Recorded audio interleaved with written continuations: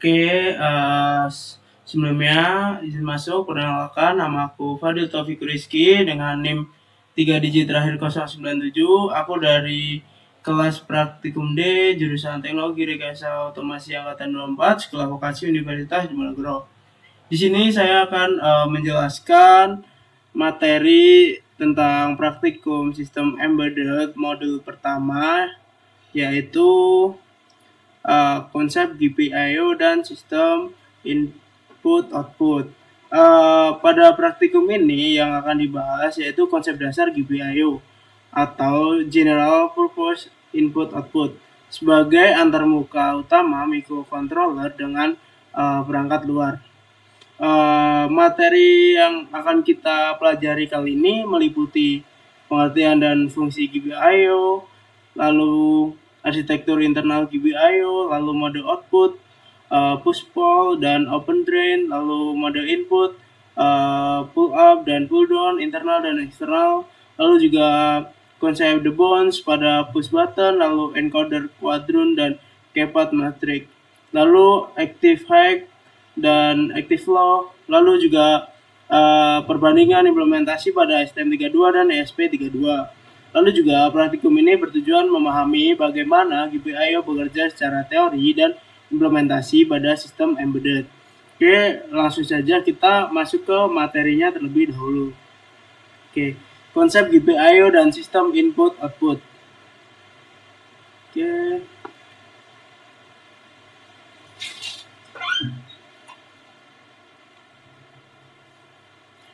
Yang pertama adalah pengertian GPIO.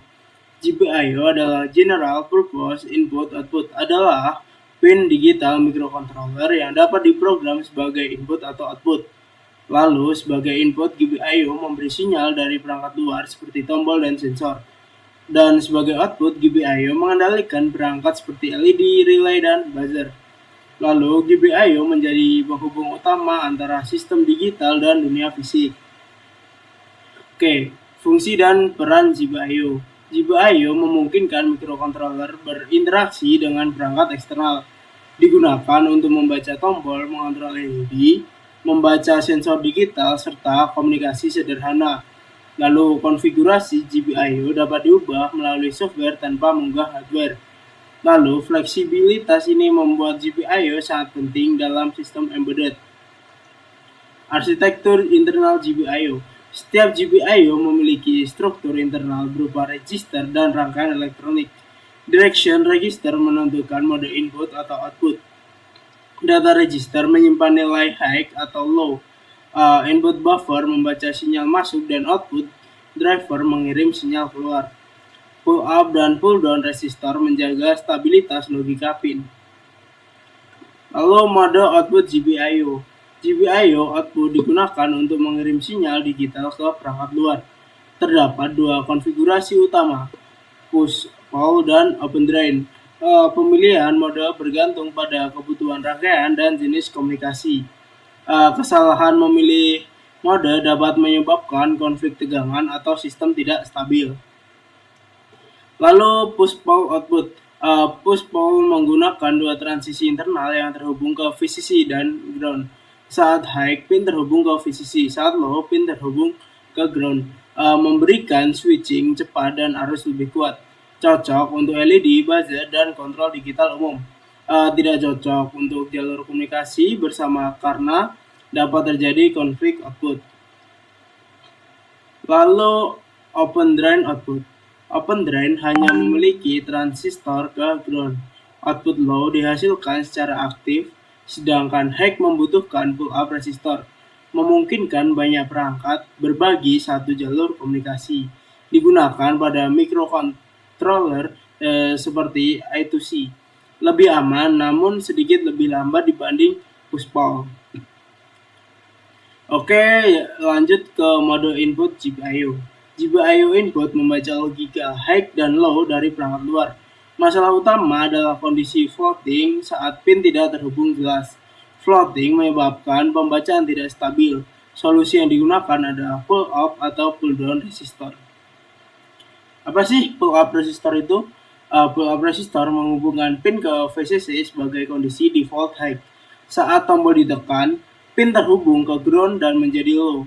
Konfigurasi ini umum digunakan pada sistem digital, sering disebut sebagai active low configuration. Lalu pull down resistor. Pull down resistor menghubungkan pin ke ground sebagai kondisi default low. Saat tombol ditekan, pin menjadi high. Digunakan ketika sistem membutuhkan logika aktif high, membantu mencegah noise dan pembacaan acak. Internal vs external resistor. Internal resistor tersedia di dalam microcontroller dan diaktifkan melalui software. Praktis karena tidak membutuhkan komponen tambahan. External resistor dipasang pada rangkaian dan lebih stabil. Nilai resistor eksternal dapat disesuaikan kebutuhan sistem. Lalu konsep the bounce. Tombol mekanik menghasilkan bouncing saat ditekan. Kontak logam bergetar sehingga sinyal berubah cepat dalam beberapa milidetik. Akibatnya, satu tekanan terbaca berkali-kali. Solusinya adalah delay software atau filter RC atau timer interrupt. The bounce memastikan satu tekan, satu pembacaan. Lalu encoder quadrun. Encoder quadratron digunakan untuk membaca arah dan jumlah putaran. Memiliki dua sinyal, channel A dan channel B, dengan perbedaan fase. Urutan sinyal menentukan arah rotasi. Digunakan pada robotika, motor servo, dan kontrol posisi presisi. Lalu keypad matrix. Keypad matrix menghemat penggunaan pin GPIO menggunakan kombinasi baris dan kolom. Microcontroller melakukan scanning untuk mendeteksi tombol. Contoh keypad 4x4 membutuhkan hanya 8 pin untuk 16 tombol. Banyak digunakan pada sistem password dan panel kontrol. Lalu active high dan active low. Active high berarti perangkat aktif saat sinyal high. Active low berarti perangkat aktif saat sinyal low. Pemahaman konsep ini penting agar logika program sesuai dengan rangkaian. Kesalahan memahami logika aktif dapat menyebabkan perangkat bekerja terbalik. Lalu STM32 dan ESP. STM32 memiliki abstraksi tinggi sehingga mudah dipelajari, cocok untuk pembelajaran dan pengembangan cepat. Lalu untuk ESP itu memberikan kontrol lebih dekat ke hardware, lebih fleksibel dan sering digunakan pada aplikasi IoT berbasis ESP32. Pemilihan framework tergantung kebutuhan proyek. Itu adalah perbedaan STM dan ESP. Yang terakhir adalah kesimpulan. GPIO adalah antarmuka utama microcontroller dengan dunia luar. Mode output terdiri dari push pull dan open drain. Mode input membutuhkan pull up atau pull down untuk stabilitas. The bouncing dan encoder dan keypad merupakan aplikasi nyata GPIO. Pemahaman GPIO penting dalam sistem embedded dan IoT. Di sini aku mau ngejelasin tentang codingannya, yaitu buat codingan buat ESP32 dan juga STM32. Sebenarnya ini codingannya itu nggak jauh berbeda ya buat codingannya. Oke, kita mulai dulu dari SP32-nya. Oke, nah di sini programnya ada banyak. Nah, program ini dibuat itu buat mengatasi masalah bouncing pada push button di ESP32. Nah, jadi biar tiap kali tombol ditekan, sistem cuma baca satu kali tekan aja, nggak double-double. Jadi satu tekan, satu pembacaan. Gara-gara getaran mekanis dari tombol, nah di sini kita pakai metode debounce atau pakai state machine. Nah, supaya tiap kondisi tombol dikontrol dengan jelas. Lalu ada 4 kondisi utama atau state-nya. Yang pertama itu ada idle, yaitu ketika tombol belum ditekan lalu ada di bounce. Nah, ini ketika tombol sinyal stabil setelah ditekan lalu ada press. Nah, ini ketika tombol ditekan beneran. Itu nyala atau mati, lalu rilis. Nah, rilis ini tombol dilepas dan dicek lagi ke stabilannya. Nah, di bagian sistemnya ini tombol diatur memakai input pull up. Jadi logika aktifnya ketika ditekan atau low dan LED dijadikan output buat indikator nyala atau matinya.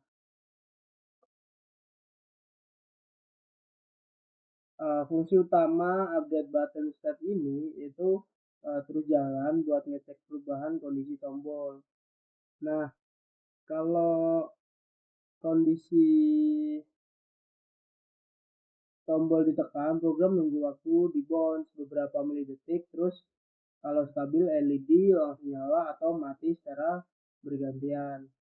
Setelah dilepas sistem ngitung berapa lama tombol ditekan. Kalau lama tadi sampai mana? Jadi setelah dilepas sistem ngitung berapa lama tombol ditekan, ya kan? Kalau lama disebut long press, kalau sebentar itu short press. Nah, semua hasilnya ditampilin di serial monitor.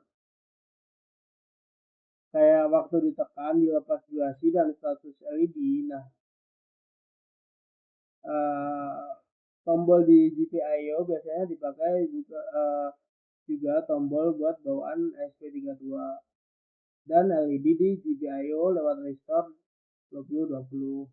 Intinya program ini ngajarin gimana caranya baca input tombol dengan stabil tanpa error pakai konsep state machine. Nah, ini pas banget buat praktikum sistem embedded di SP32 atau STM32. Lalu selanjutnya ada di bagian STM32-nya.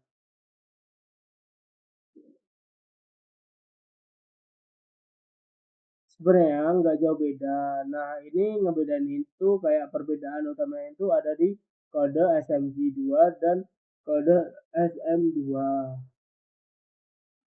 Ada di bagian hardware dan logika aktif LED-nya.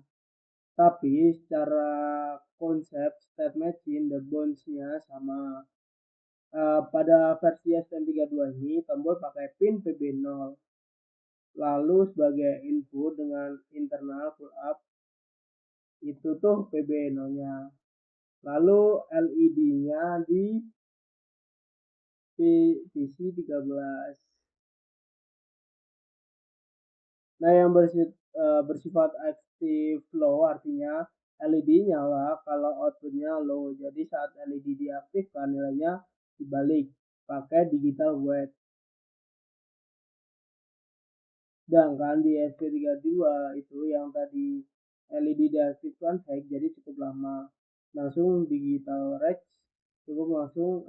Selain itu waktu inisiasinya dan rate-nya sedikit berbeda. STM32 pakai S115200 untuk delay-nya 2000 ms, sedangkan SP32 ini serialnya biasanya 16.600 atau 15.200 dan nilainya itu 1000 ms. Secara umum fungsi dan dari mesin ini mesinnya identik, hanya penyesuaian kecil di pin, polaritas LED dan konfigurasi hardware yang menyesuaikan karakteristik masing-masing board. Lalu selanjutnya kita menggunakan platform I/O. Nah,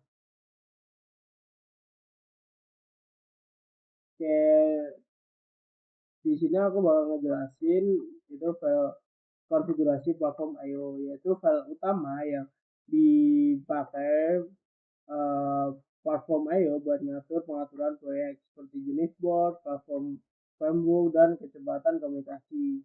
Jadi sebelum kode dijalankan ke microcontroller, platform ini baca file ini dulu untuk tahu cara melakukan kompilasi dan upload yang sesuai.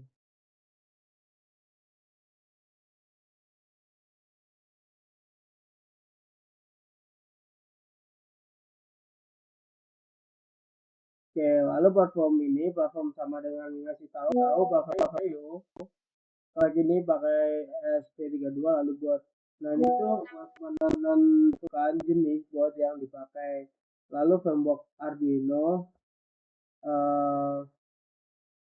ini yaitu kecepatan komunikasi serial yang dipakai untuk serial monitor. Nah untuk speednya ini tuh kecepatan upload program ke board. Semakin tinggi angkanya, semakin cepat proses uploadnya.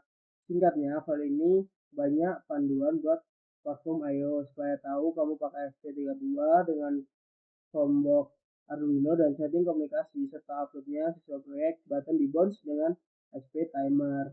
Mungkin itu aja penjelasan codingannya. Oke, langsung kita ke penjelasan praktikumnya. Oke, langsung saja kita ke penjelasan hardware yang telah kita lakukan pada praktikum pertama kemarin. Oke, di sini aku mau ngejelasin beberapa percobaan yang ada di lab. Itu ada 4 percobaan. Yang pertama ada pull up STM, pull down STM, lalu pull up ESP dan pull down ESP. Nah, kita mulai dari pull up STM-nya dulu. Nah, ini ketika push button-nya ditekan, lampu akan mati atau LED akan mati. Nah, ini kenapa bisa terjadi? Jadi pada percobaan pull up ini STM bekerja dengan logika active low. Nah, pin input ditarik ke hack atau satu lewat resistor internal. Jadi kalau tombol belum ditekan terbaca hack. Saat tombol ditekan pin langsung terhubung ke ground-nya atau ground-nya sehingga terbaca low. Percobaan ini berhasil karena internal pull up pada pin PB0 bekerja dengan baik dan sistem membaca logika low saat pembuatan. Oke, kita lanjut ke pull down-nya STM. Nah, pull down STM ini kebalikannya dari pull up-nya STM. Jadi ketika tombol ditekan, LED akan nyala. Nah, ini kenapa bisa terjadi seperti ini? Nah, di perjalanan SP32 resistor internal menarik pin ke low yaitu 0 saat tombol tidak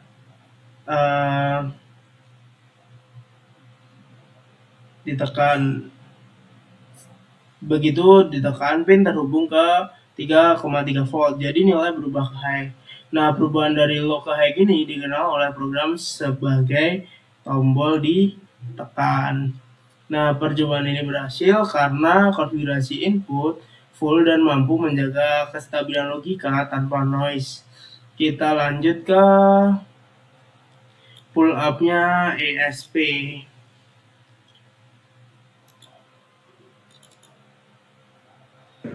Nah, ini sebenarnya sama saja sama yang STM.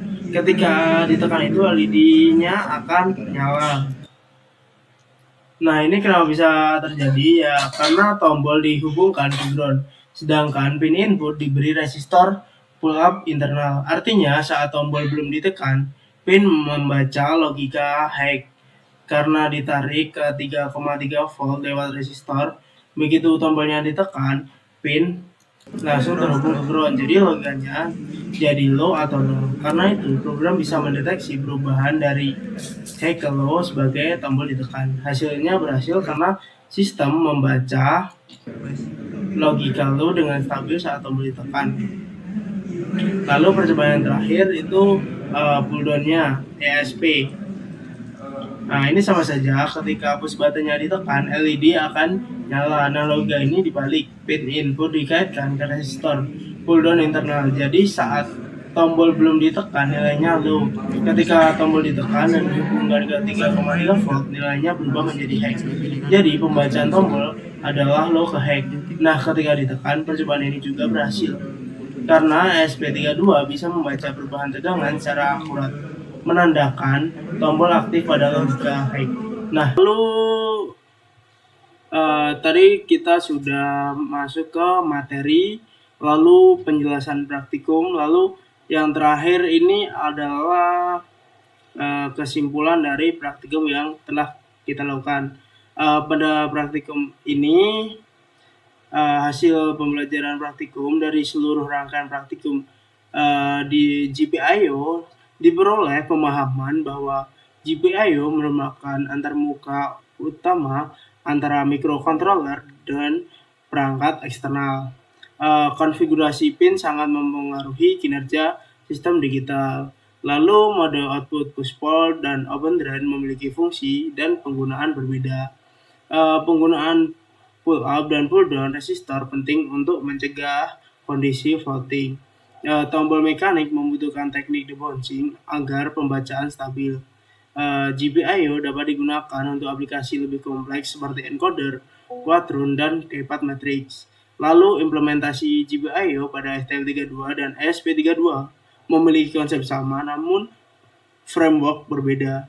Praktikum ini meningkatkan pemahaman konsep hardware dan pemrograman embedded secara terintegrasi. Lalu kesulitan yang dihadapi dan solusi. Kesulitan yang dihadapi yaitu ada beberapa kendala selama praktikum, yaitu pembacaan tombol tidak stabil akibat bouncing, lalu kesalahan konfigurasi mode GPIO input atau output, lalu pin berada pada kondisi floating, lalu kesalahan logika active high dan active low, lalu debugging program membutuhkan waktu lama.